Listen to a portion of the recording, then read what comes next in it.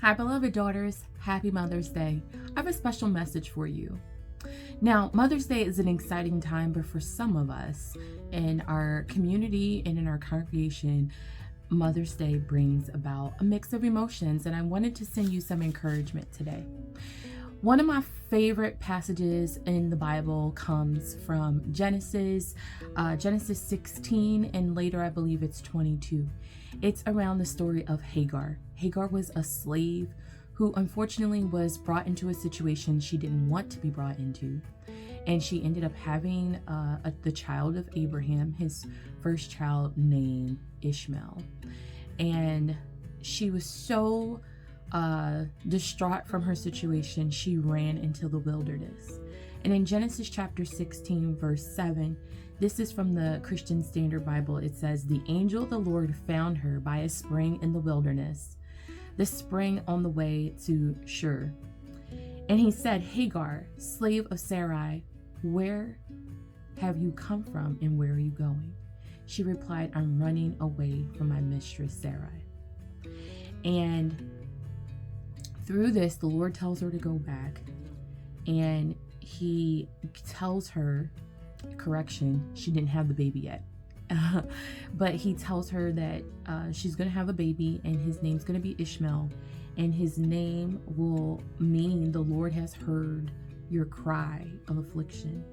And in verse 13, she says, "So she named the Lord who spoke to her, you are El Roi. For she said, 'In this place I have actually seen the one who sees me.'" So El Roi is a name of God, the God who sees. And I want to send a special message to mothers of all kinds today. To the grieving mother, the one who, like Eve, lost her son due to murder. Eve lost her child because Cain killed Abel. There's Naomi, who lost her sons and her husband. Bathsheba was taken advantage of by David, and unfortunately, her first child with David, she lost that child. There's the mother of Moses, who, because of her situation, had to give her child up. And then there's the mother of Jesus, Mary, who unfortunately watched her child die for our salvation. There's those mothers of you who have had abortions and miscarriage, and you grieve. I just want you to know El Roi sees you. Then there's the grieving child. This Mother's Day brings up a lot of pain for you.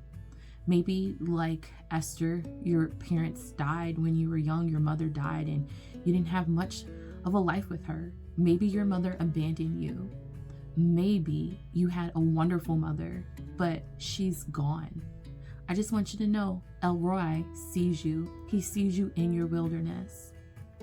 Then there's the mother who is in waiting. You haven't yet had your child yet. Maybe you're crying out like Hannah and you desire a child and you're seeing it happen for other people, but it hasn't happened for you yet. El Roi sees you. To the faithful moms, to the new mamas who are up late at night, to the teenage mom, I want to give you hope. I'm a product of a teenage mom. El Roi sees you. There's the working mom, the stay-at-home mom, the bonus moms, the stepmoms who carry a burden that seems so heavy at times. El Roi sees you. Then there's the adopted moms and the foster moms, like Pharaoh's daughter, who took in Moses and cared for him as if he was his own. I just want you to know El Roi sees you. Then to every spiritual mama, to every auntie, godmom, sister, friend, cousin, neighbor who has stepped into the role of mother in someone's life, El Roi sees you. He is the God who sees you.